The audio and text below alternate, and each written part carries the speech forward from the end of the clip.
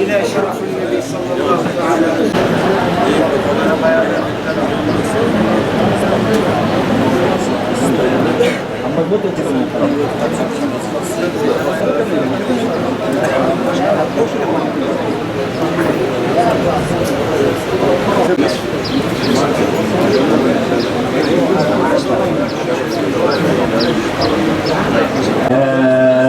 أيها الذين آمنوا استعينوا بالصبر والصلاة من الخوف والجوع ونقص من الأمن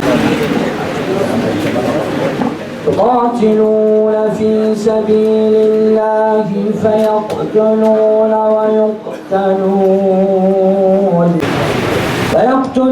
ويقتلون وعدا عليه حقا في التوراة وفي الإنجيل والقرآن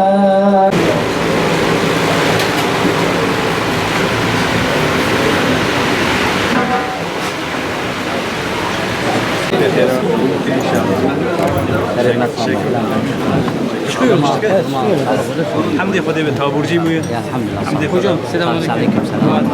Selamünaleyküm. İbrahim aleyküm selam.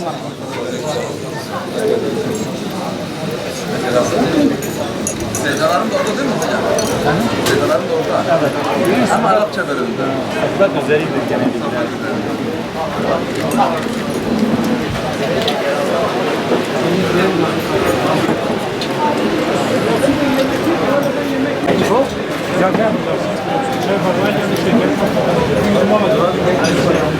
Ondan sonra 2 tane şeker atacağız. Bir yudum bir tane karıştırıp sana şekeri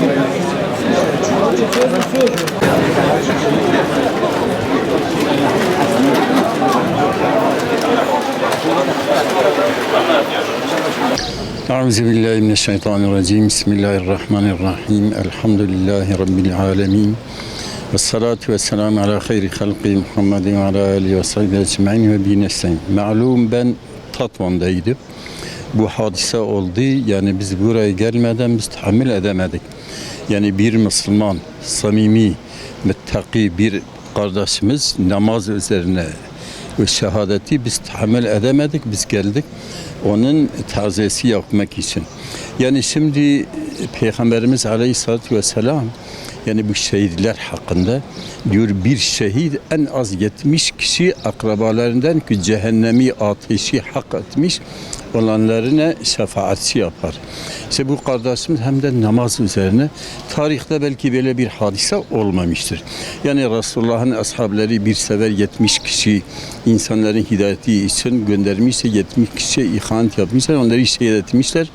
Lakin namaz üzerine İsrail mesela Kudüs'te yani Filistin'de namaz üzerine mesela bir katil am yaptı Yahudiler. Burada mesela ferdi bir insan 70-72 yaşında gelip o kadar kin yani besleyerek bir Müslümanı, 2 tane Müslümanı namaz üzerine ruku halinde onları şehit etmek bu yani alamettir ki bunlar ne kadar İslam'a düşmanlık ediyorlar, ne kadar kindarlık ediyorlar.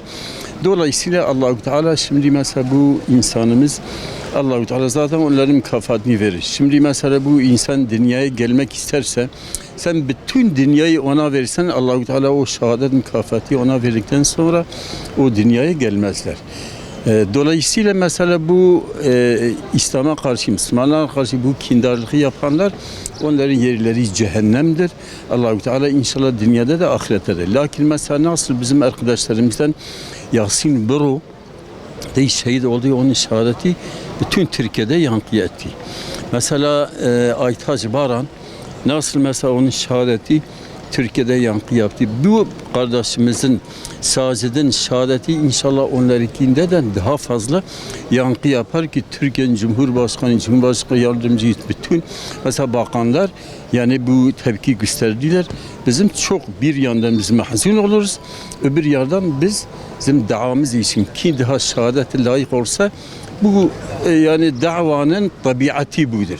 Yani Allahu Teala illa yani hatta Allahu Teala Kur'an-ı Kerim'de diyor: "Em hasibtum en tedhulul cennete ve lemma ya'lemillahu cahadu minkum ya'lemas sabirin."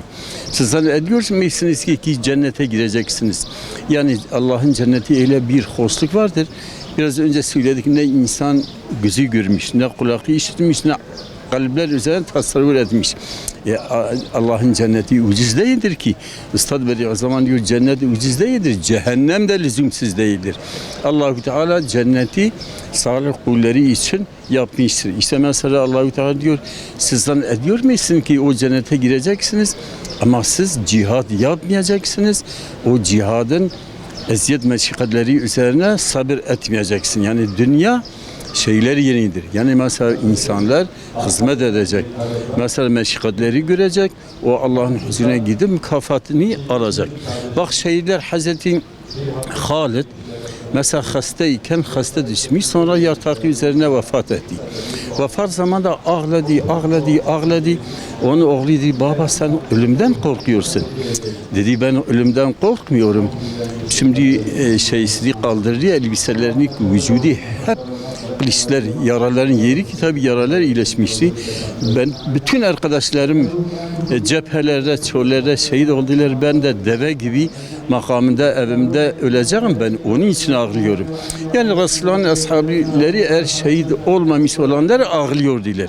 İşte biz de bu asırda Allah'a şükürler olsun bir yandan bir tarafta biz üzülüyoruz, öbür taraftan biz keyif ediyoruz. Elhamdülillah bizim bu camiamız demek gerçekten yani Resulullah'a tabidir, ashabilerin yoluna tabidir. Ondan zaman yani ne kadar şehit oluyor diler, seviyor diler. Bizim de mesela arkadaşlarımız mesela bu kardeşimiz Sacit yani çok şehadete seviyormuş diyorlar. Şimdi Peygamberimiz diyor kim şehadeti gerçekten istiyorsa yatağı üzerinde de ölse Allah-u Teala o mükafatı ona verir. Rabbimizden ümidimiz ki Allah-u Teala yani dinini hakim eder ama bizim payımız da inşallah olur.